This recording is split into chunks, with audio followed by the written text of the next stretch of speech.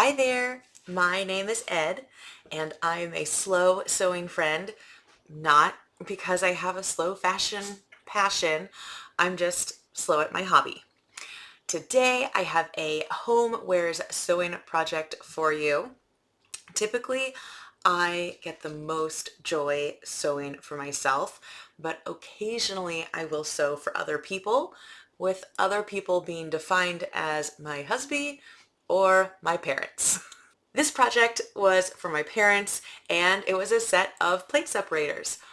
Plate separators are used in between plates or bowls to separate them. It's a self-explanatory name, but you can also use them in between a casserole dish and its lid. If you have drawers in your kitchen, it can help things from making noise when you open them, or if you have really delicate or nice plates, it can help protect them from the ceramic bottom. My parents typically have used paper towels or that really thin styrofoam that you get in dish packs, in those dish pack boxes that like as soon as you touch it, it gives you chills. And I thought I could probably upgrade their plate separator experience. Now you can get sets of plate separators on Amazon.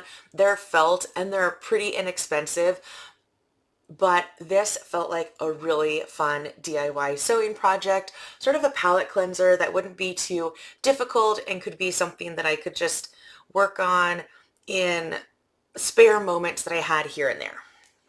I had previously made some sample plate separators for my parents last Christmas, and I wanted to make them two different sizes for this set of plate separators, so that they had one size for dinner plates and maybe soup bowls, and another size for salad plates, lunch plates, and cereal bowls, or like saucers that would go with coffee mugs.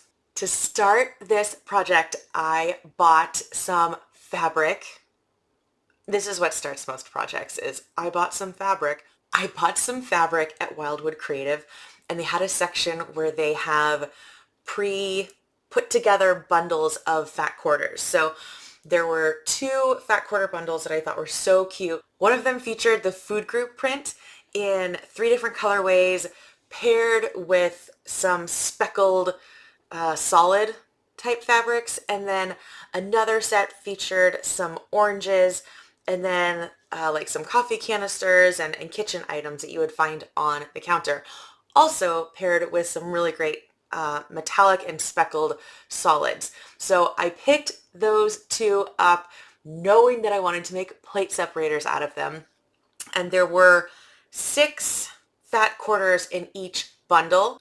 Once I had my fabric, I used templates. These are my two templates. I already had this larger template from when I made the plate separator samples for my parents earlier, and I made this smaller template for the smaller sizes that I wanted to do. And I just took a side of a cardboard box and I put one of our plates on it and traced around it, and then I cut around the cardboard, and that's all I did. I've just included seam allowance in the template, and I don't add anything. I just put it on the fabric and cut it out. So I cut 12 of each circle size from the fat quarters, and then I paired up the prints and the solids together to make cute little couples that would end up being the plate separators. There's a couple different ways that you can go about sewing the plate separators together, like each individual layer of fabric. You could put them wrong sides together and just serge in a circle. That would be really simple and easy and not as time consuming. And I chose to definitely not do that. And it certainly felt like at every fork in the road where I could choose to do one thing or another thing, I selected the thing that would be more complex and take more time. So I decided to sew these together wrong sides together and leave a little hole in the stitching to be able to turn them out right sides out. I then cut notches around every single plate separator. So all 24 of the circles I went through and I cut notches around them. And then I turned out all of the plate separators. I will say I did not leave myself a lot of room like as a whole to turn things out. And I distinctly remember sewing some of these some of these plate separators together and thinking, okay, this time I'm going to leave more room. I'm going to leave more room to turn this out. I'm going to leave, an inch and a half. I'm going to leave 2 inches to turn this. And then I would end up just being really close to where I started sewing and just looking at it and being like, oh, dang it. So I had a lot of good intentions for how much space I wanted to flip out these plate separators, but the good intentions did not actually uh, execute very well. Because I cut notches around the whole circle of all of these plate separators, I did end up with a really nice pile of triangle scraps. And I don't know what it is about really tiny pieces of scraps, but I love playing with them. So I would say I spent a fair amount of time just playing with those triangle scraps before moving on to the next step, which of course was turning out the plate separators.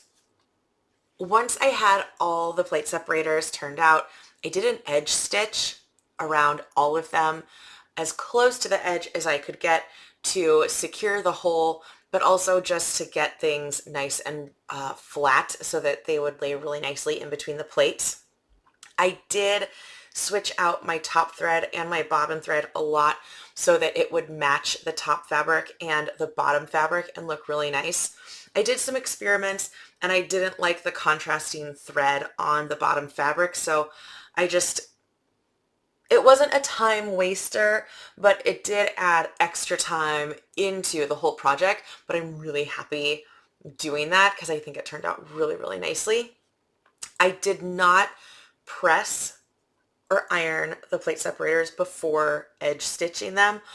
I did an experiment at the beginning of pressing it before edge stitching or pressing it after edge stitching, and I really couldn't tell the difference between them. So I just decided to turn out all of the plate separators and then immediately edge stitch them and save all of the pressing for the end.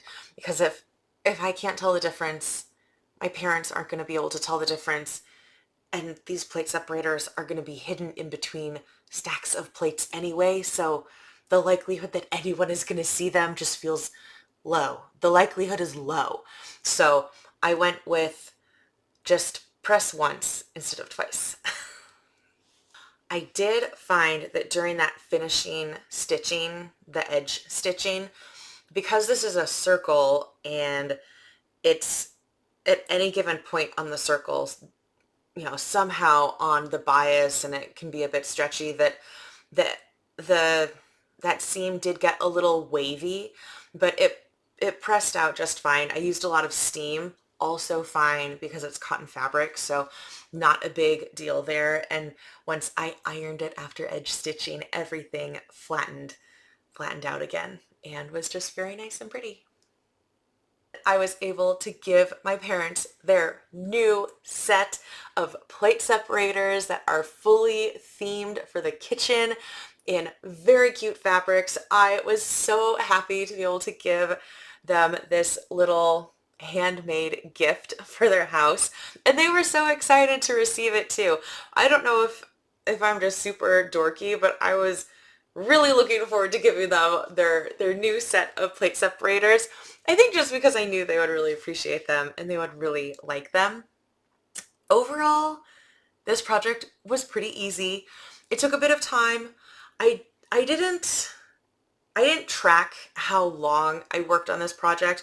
That wasn't something that I wanted to track for this particular project, but I probably worked on it every night for a little bit of time each night for about a week. And I wanted to make sure that I got the whole set done before my parents arrived for a visit so that I could give it to them right away, or at least not have to work on it while they were here.